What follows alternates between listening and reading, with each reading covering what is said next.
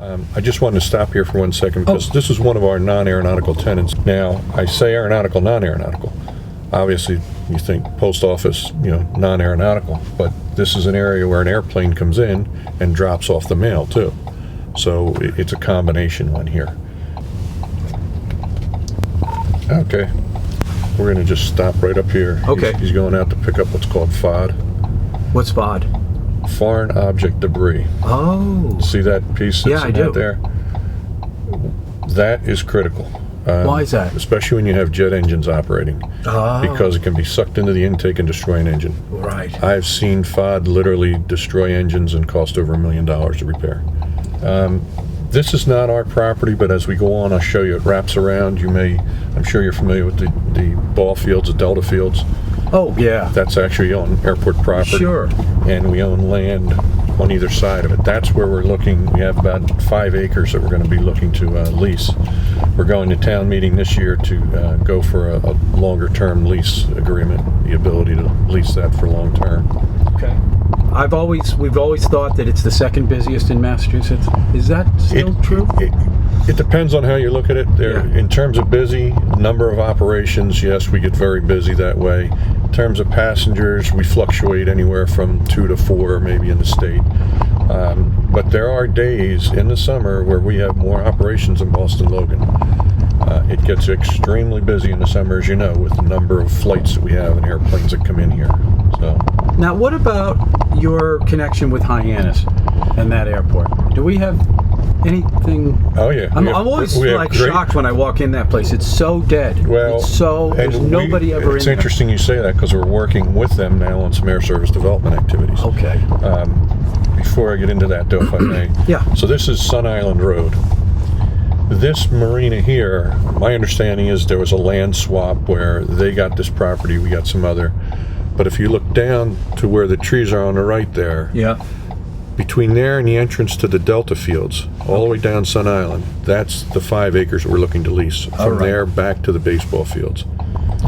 So to your question about Hyannis, we, I thought for many, many, many months how we can improve air service here and what we need to do. Well, the reality is that in the summer or in the winter time, the population here just doesn't support daily nonstop service on a high frequency.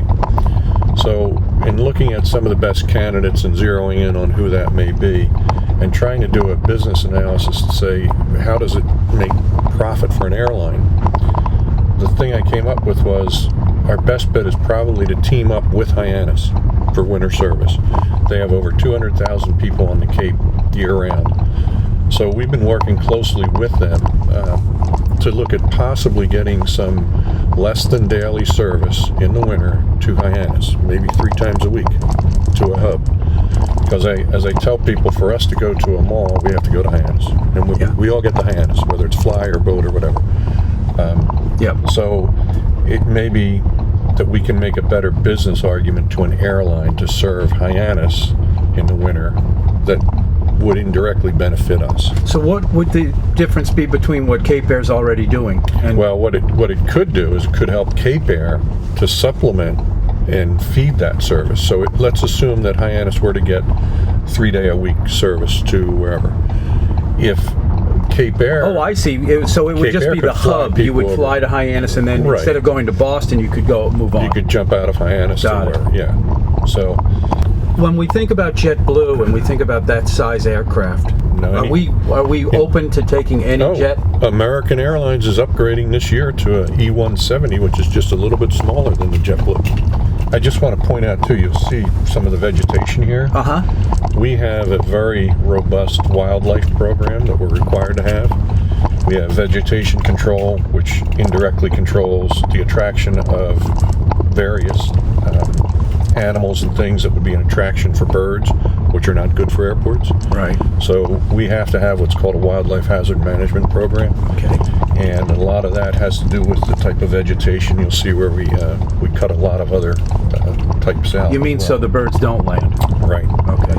This, if you picture the corner of Milestone and Nobodere Farm, that could possibly be a development in the future maybe a hotel or something, but we want to walk before we run, and we're going to pace ourselves in terms of, what's needed in terms of the income and what we can develop and so on and so forth. And we want to do it right. We don't want to just start development everywhere. So. Yeah, of course.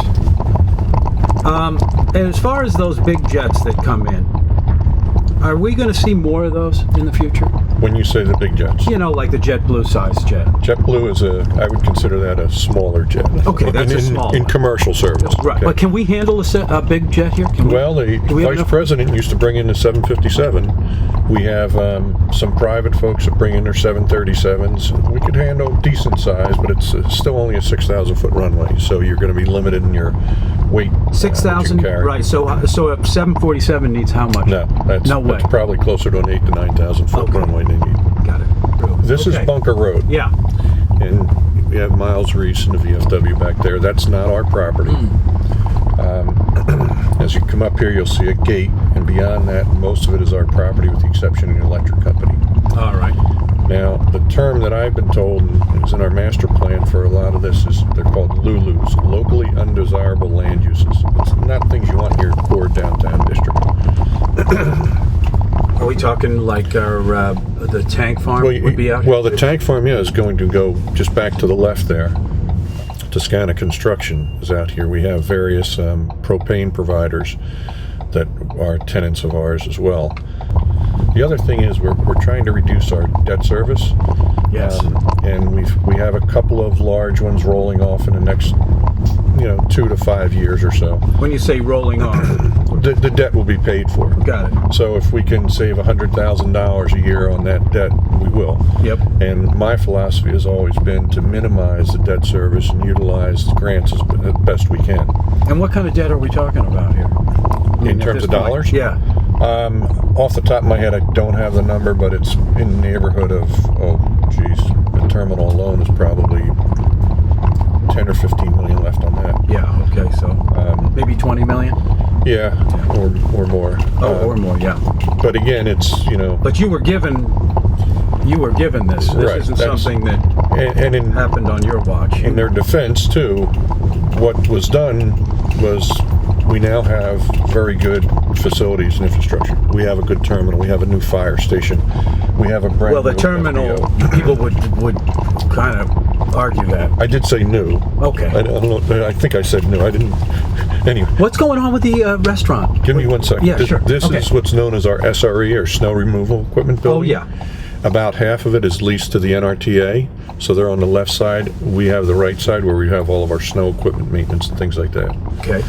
The restaurant, what's going on? Yeah. I mean, every time you turn around, it's either the heat's out or there's a leak. Well, was that just bad, shoddy work in the first place? Or I wouldn't say that. I say it's a combination of some of our systems and some of their systems. Mm-hmm. And, we just had a pipe break in there a few weeks ago. Yeah. We thought last year with the terrible weather we had that we were all through that. Well, there was some not so great work done when the terminal building was done. Because that building's very hard to heat, right? It is. It has a geothermal system. And we actually have out on the street for bid right now a contract to maintain and operate and help us better get efficiencies out of the geothermal system. So I see. But there were a number of design issues too with the building that we had to rectify last year. We converted a wet system to a dry system in our fire suppression right in the front of the terminal. We had to put in a lot of additional insulation and heaters and things. So what about these are all tenants of ours too. All of them, yeah. Great. So when we have more room, that's your whole thing, is that we're trying to increase the amount of tenants we have. We have, and 2 of these tenants just recently asked for additional space as well. So that helps us in the non-aeronautical revenue side. Great.